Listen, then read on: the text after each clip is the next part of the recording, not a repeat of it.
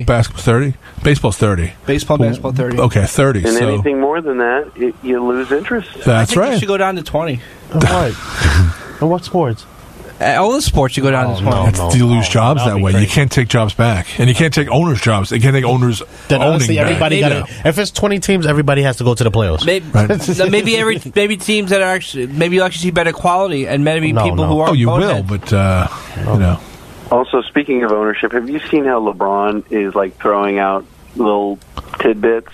I always say it's LeBron because, I mean, he's got to have a publicist, and he's got to have this publicist calling somebody at ESPN every 15 minutes saying something stupid about himself that makes him sound, puffed up. But right now they're talking about how he wants to be an owner. Yeah, well, that's going to be the thing. He sees Jordan now. Hold on one second, Charles. He's the coach and the GM, yeah, so why not be the that's owner? the next step. Now, hold on one second, Charles. We're at the top of the hour, so we're going to do this. Want more sports? We have more sports. Check out all of the sports offered on the Voice of Nassau Community College. From the press box, Monday mornings at 9. The home stretch, Monday afternoons at 5. Beyond the Game, Tuesday afternoons at 5 and Friday afternoons at 3. And Sports Talk Thursday evenings at 9. We've got the sports you care about covered on the Voice of Nassau Community College. 90.3 WHPC. WHPC HD, Garden City. Available on the iHeartRadio app. You're tuned into Long Island's only FM sports voice. This is Sports Talk on 90.3 WHPC. And we're back in the second hour of Sports Talk, 100% commercial free from 9 p.m. to 11 p.m. Right now we're in the second hour, 10 p.m. to 11 p.m. Cameron Monagora, Mark Dukowski, Tristan Hamilton, I'm Chris Muldoon, and we thank you for letting us hear. So keep it locked where it is. We've got, from the West Coast, Charles from California. Back to Charles. Sorry about that. Hey, fellas. Thank Hello. you so much for having me again. Sure. Yeah, it was good because we were talking about like when Mike Trout plays in Anaheim. Mm-hmm. What's the difference? And I don't mean it like geographically or anything like that. In terms of Anaheim versus Los Angeles, like Mike Trout, we understand the Brooklyn Nets versus the New York Knicks, and we understand New Jersey, and Long Island versus the New York City teams. The Anaheim and Los Angeles, what's the difference? I mean, it's obviously one's Orange County, and yes, it's Orange County, but we're dealing with separate sections of the valley. So Los Angeles and pretty much all of California, we are the Riviera of the Pacific. It's beautiful, and everybody wants to live there, and we have very large populations in the San Fernando Valley, and that's areas like North Hollywood, Ventura, and stuff like that. That part of Los Angeles is a different crowd base than the ones that you would get further south when you're going to the south side of Los Angeles when you get to Orange County and stuff like that. You'll see a lot of people from Riverside. That's the 909. That's another county in and of itself, but that county is very close to Anaheim, so most of the people in that area are Angels fans. And as you continue going south, the Rams fans slowly turn into Chargers fans, because you're getting closer to San Diego. Rich Ornberg country. And now the Chargers play in Los Angeles in the shades of. Yeah, it's very, very confusing because a lot of the fans didn't even know that the Chargers had made the move. And they're playing at the Home Depot Center, which was kind of a tiny venue in relation to NFL. I know that the NFL has never considered playing there in the past. And it's a soccer stadium, right? Soccer-specific stadium. It's not just a soccer stadium, a tiny soccer stadium. It's only like 80,000 fans. No, I think it's 30,000. Well, that's tiny. Yeah, that's nothing. Now, the Clippers were also a team that came from San Diego and went to Los Angeles, and you're a fan. Mm-hmm. Where are they picking an audience from, like a fan base from, besides Billy Crystal and Bill Simmons? That's the thing. It's like the Clippers, they did move from San Diego, but the ownerships of Donald Sterling and this new Mr. Magoo have never really tried to market the team separately. They've always tried to make them just the other Los Angeles team, like the equivalent of the cheaper Ford Motors, I guess. How was it though in comparison in the beginning when they played in different arenas in LA? One played, I think, at the Forum. Mm-hmm. The other one played at the Forum, and the other one played at the Sports Arena.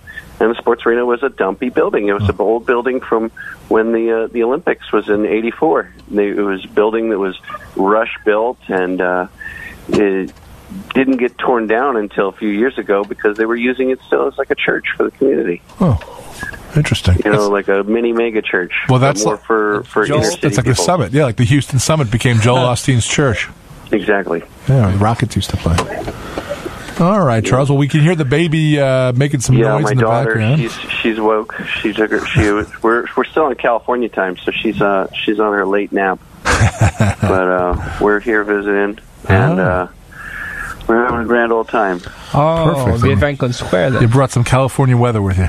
Yeah, I did. It's really been nice. Today was beautiful. Yeah. Are all the leaves brown? The sky gray? All right. Think something like that. We will talk to you soon. Safe trip. Thank you, gentlemen. You have a wonderful evening. Thanks, Charles. You too. All right. There goes Charles from Anaheim, but tonight I guess he's Charles from Franklin Square. Those are the mamas and papas. And it was a very timely call because we were discussing, we were discussing the Rob Manfred thing, saying about Mike Trout and the like. And, Mike Trout does play in a media capital, but he's not the media capital team, right? Right. So he's the number 2 team in the number 2 city. Right. Well, yeah. Well, and that's the whole thing I get with the Mets as well. And it's not the Wilpon ownership and everyone. Right now since '96, the Yankees have owned this town. But in the '80s, even the team with the best record in the 1980s was actually the New York Yankees.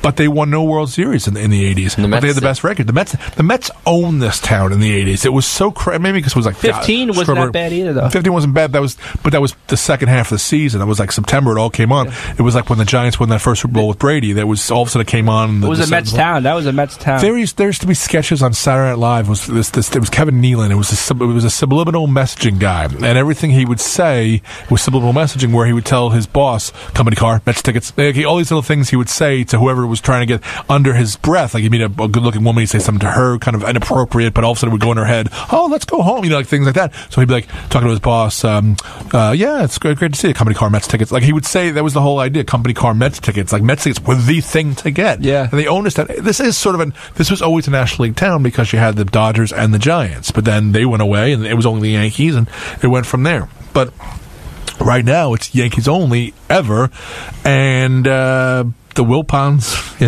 don't care. They don't care. They're nouveau riche. They made money because of the Mets. They built a stadium that doesn't even honor their own team. No, exactly. It's all about Jackie Robinson, a guy who never played for the Mets ever. So it's We're not discounting what he did for baseball. And they won't build a statue of Tom Seaver, who was called the franchise, and they won't do it. And it's crazy because if you go to various stadiums around the country, they have a statue of their best player. Pittsburgh has Roberto Clemente, and you go to different places. They got Monument Park at Yankee Stadium, right? They got Jackie Robinson, who did tremendous thing. Tremendous isn't even saying it properly. A different borough. But it's just, it was nothing to do with the Mets. And Queens, nothing to do with Queens. And you honor Willie Mays, too, if you want him. He was a Giant. As long as we're honoring guys who never played. Willie Mays played for the Mets. It's like 1973. But and they won't build a statue. They also have this thing where they won't, and I know you could have, retiring numbers has sort of become a joke with certain teams, Yankees.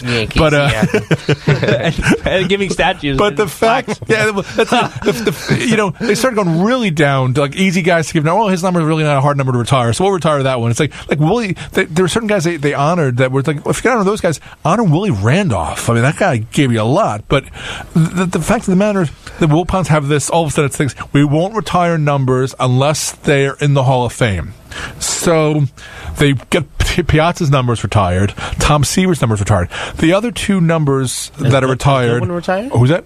Goodwin? No. The only two numbers that are retired for the Mets it's 14, which was Gil Hodges, who played for the Mets, original Met, but played for the Mets, but was a Brooklyn Dodger, but also was the manager for the Mets when they won in '69. And then he passed away 2 years later, or 3 years later, in spring training. So his numbers retired. And then Casey Stengel, best known for his years in the Yankees, whose number is retired with the Yankees, was a lovable loser by being the manager of the original Mets, who set the record for worst record and all that kind of stuff. So he's...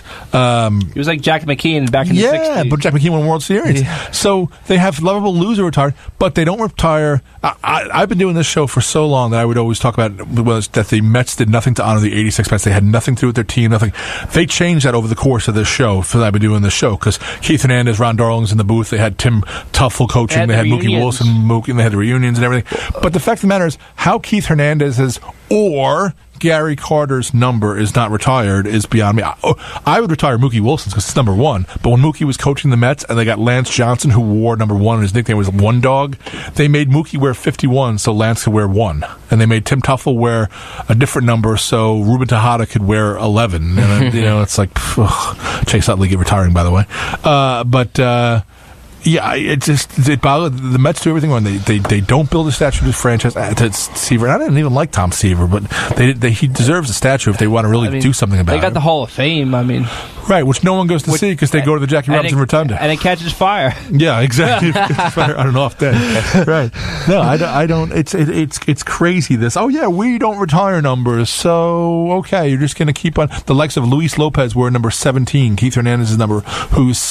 You need the reason you retire numbers is it's an easy payday, an easy selling tickets day for a franchise. So if you retire Keith Hernandez's number, or anybody else's for that matter, you will have a guaranteed sellout. People will come to the game. Jerry Seinfeld could throw out the first pitch, whatever you want to do.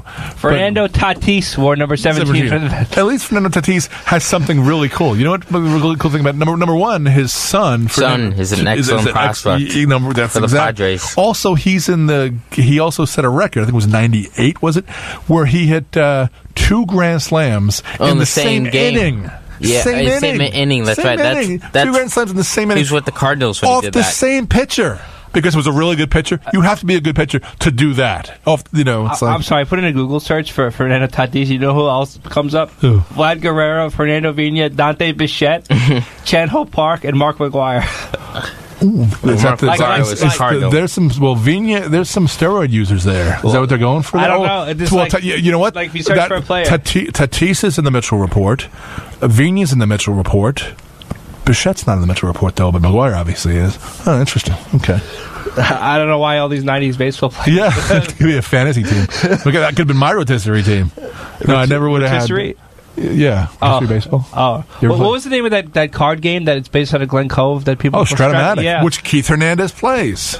Yes, Stratomatic is great. My friend Scott, who's a rocket scientist, literally for NASA, we used to play that in his basement all the time. It's not rocket science. It's not rocket science. Well, that's like whenever I argue about the Mets, Scott, the Mets need starting pitcher. You don't have to be a rocket scientist. Well, you do, but I don't have to be a rocket scientist to figure out that the Mets need hitting. It's like 516-572-7440, 516-572-7440. I mean, it is funny with the Yankees. They don't have a single digit number available.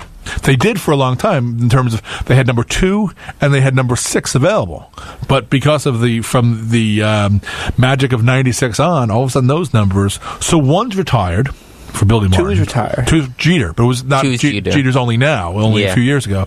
3 is Lou Gehrig. 4 is Babe Ruth. 5 is DiMaggio. 6 was available and is retired for a manager in Joe Torre. 6 was always Roy White to me. 7 is Mickey Mantle. 8 retired twice, I believe. 2 catchers. Was it Bill Dickey and Yogi Berra? Yogi Berra, yeah. So 8's retired twice. 9 was retired later on. Greg Nettles wore number 9, but didn't matter because they retired it for Roger Maris right before after the fact. So number 9 was not posthumously. I don't think he had passed away. But was it for the Mark McGwire thing? No, they retired him because Greg Nettles wore it, 70s and 80s. I think they retired it sometime in the early 80s for Roger Maris. So that's 9. 10. Who am I forgetting? 10 is Phil Rizzuto. 11 Is 11 the lowest number you can get now? I think it's 11. Someone wears 11 now, don't they? Yeah, I think that's Gardner, right? Gardner wears 11, yeah. Well, that'd be retired. He's been there for a month. His lowest number is... that you can get. If you're a Yankee and you want to get... If you're a new Yankee, all of a sudden they bring up vaunted prospect Tristan Hamilton. They're like, what number you want? 1, no. 2, no. 3, 4, 5, 6, 7, 8, 9. Where can I go? 11. Not 99 either. No, not... Are they going to do... you think they're going to do Rodriguez too, right? So 13, yes. right? Yeah, no. So... that's an odd thing. If they retire A-Rod's number, that's an odd thing. I'm done. Because that'll be an interesting plaque. They're going to give that to Manny because next year. they will have a 1 year did not play. It's like in between, but did not play suspension for what?